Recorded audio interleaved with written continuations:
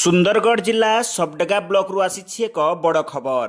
କେନ୍ଦ୍ର ସରକାର ଡାକ ସେବାକୁ ଅତ୍ୟାଧୁନିକ କରିବା ପାଇଁ ଅନେକ ଯୋଜନା କରୁଥିବା ବେଳେ ସବଡେଗା ଡାକ ଅଫିସରେ କିନ୍ତୁ ଚିତ୍ର ସମ୍ପୂର୍ଣ୍ଣ ଓଲଟା। ଏଠାରେ ଲୋକେ ମୌଳିକ ସୁବିଧା ନ ପାଇ ନାହିଁ ନଥିବା ଅସୁବିଧାର ସମ୍ମୁଖୀନ ହେଉଛନ୍ତି ଜନତା। ତା ସହିତ ପୋଷ୍ଟ ଅଫିସରେ ଚୋରି ହେବା ପ୍ରସଙ୍ଗ ସରକାରଙ୍କ କାର୍ଯ୍ୟ ଉପରେ ଏକ ବଡ଼ ପ୍ରଶ୍ନ ପାଲଟିଛି। ସୂଚନା ଅନୁସାରେ ସବଡେଗା ପୋଷ୍ଟ ଅଫିସରେ ବ୍ୟବସ୍ଥାକୃତ ପାଚେରୀ ନ ରହିବା, ଅଫିସ ପଛପଟ ବଣବୁଦାରେ ପୂର୍ଣ୍ଣ ହୋଇ ରହିବା, ପରିସରରେ ଶୌଚାଳୟ ଦୟନୀୟ ସ୍ଥିତିରେ ଥିବା ସହିତ ପରିପାର୍ଶ୍ୱରେ ମଦ ବୋତଲ ପଡ଼ି ରହିବା, ପାନୀୟ ଜଳର ବ୍ୟବସ୍ଥା ସହିତ ବସିବା ବ୍ୟବସ୍ଥାର ବର୍ଷ ବର୍ଷ ଧରି ସମାଧାନ ହେବା ଓଡ଼ିଶା ଡାକ ବିଭାଗ ପାଇଁ ଏକ ପ୍ରଶ୍ନ ପାଲଟିଛି। ବିଶେଷ କରି କାଗଜପତ୍ର ଚୋରି ସହିତ ନଷ୍ଟ ହେବାର ଭୟ ରହୁଥିବା ଆଶଙ୍କା କରାଯାଉଛି।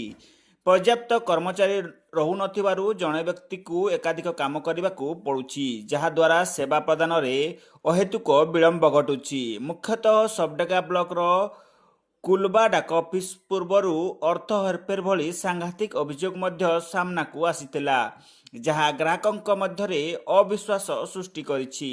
ତା ସହିତ ଟଙ୍କା ଉଠାଣ ସହିତ ଅନ୍ୟାନ୍ୟ ସେବା ପାଇଁ ଲିଙ୍କର ବାରମ୍ବାର ତ୍ରୁଟି ଦେଖାଯାଉଥିବା ସୂତ୍ରରୁ ପ୍ରକାଶ। ଏ ଦିଗରେ ବିଭାଗୀୟ ଉଚ୍ଚ କର୍ତ୍ତୃପକ୍ଷ ତୁରନ୍ତ ଦୃଷ୍ଟି ଦେବାକୁ ଅଞ୍ଚଳବାସୀ ଦାବି କରିଛନ୍ତି। ସୁନ୍ଦରଗଡ଼ରୁ ରାଜୁ ପଟେଲଙ୍କ ରିପୋର୍ଟ, ସନ୍ଧାନ ନ୍ୟୁଜ୍।